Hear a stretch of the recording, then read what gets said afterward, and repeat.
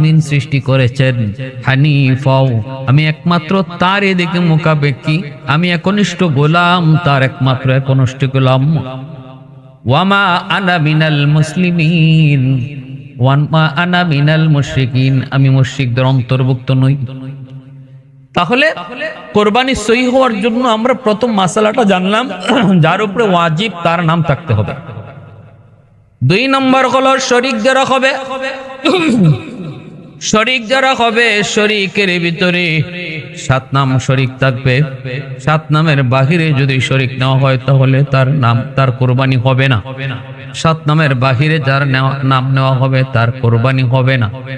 এখন আসুন আরেকটা জরুরি মাসালা, কোরবানি করার সময় আমরা যে কোরবানির চামড়া যারা সিলায়, গোশত যারা কাটে, তাদেরকে মজুরি বাবদ কোরবানির গোশত অতিরিক্ত তাদেরকে দেওয়া যাবে না, কারণ কোরবানির গোশত বিনিময় চলে না, কোরবানির গোশত বিক্রি করা যায় না, কোরবানির পশুর চামড়াও বিক্রি করা যায় না, কোনো কিছুই বিক্রি করা যায় না। অতএব আমার কোরবানির জন্তু যারা সিলাইলো, যারা কাটলো, তাদের সাথে আগেই আমার কথা থাকবে, তোমাদের মজুরি হলো 3000, তোমাদের মজুরি আমি দিব 5000, বাকি কুরবানির গোশত থেকে কোনো অতিরিক্ত গোশত তোমরা পাবা না। 10 জনকে যেভাবে সমান হারে গোশত দেওয়া হয় তাদেরকেও সমান হারে গোশত দিতে হবে। বাড়তি একটা টুকরা গোশত যদি এই নিয়তে দেওয়া হয়, সে আমার কুরবানির গোশত গরুটা বানায় দিছে, গোশত কাইটা দিছে, সিলায় দিছে, এজন্য তারে 1 টুকরা গোশত বেশি দিলাম।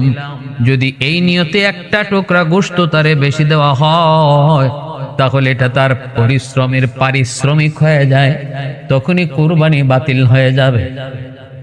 আমাদের এমন অনেকেরই মাসালা জানা নাই, আমরা মনে করি আমাদের গোষ্ঠীর মানুষগুলি, রক্তের মানুষগুলো আমার কুরবানির জন্তু জবাই করছে, এরাই সিলাই দিছে, এরাই কাইটে দিছে, যদি এদেরকে আমি বিনিময় দিতে চাই বিনিময় নিবে না, বলবে না আমরা তো নিজের লোক, আমরা আবার বিনিময় কি নিব, বিনিময় নিবে না, অতএব এদেরকে গোশত একটু বাড়ায় দিয়ে দাও। সাবধান, এমনটা কখনো করবেন না, কারণ শরীয়তের মাসালার সাথে সমাজের সামাজিকতা দায়বদ্ধ না। শরীয়তের মাসালার জায়গায় আমারে কে কি কইলো, কে কি মনে করলো সেটা তো পরের ব্যাপার, আগে আমার শরীয়ত, তারপরে শরীয়তের মাসালা আগে, তারপরে হলো আমার সমাজ। আমার আত্মীয় স্বজন যদি গোশত কাটে, তাদেরকেও আমি গোশত কেটে দেওয়া বাবদ 2 টুকরা গোশত বেশি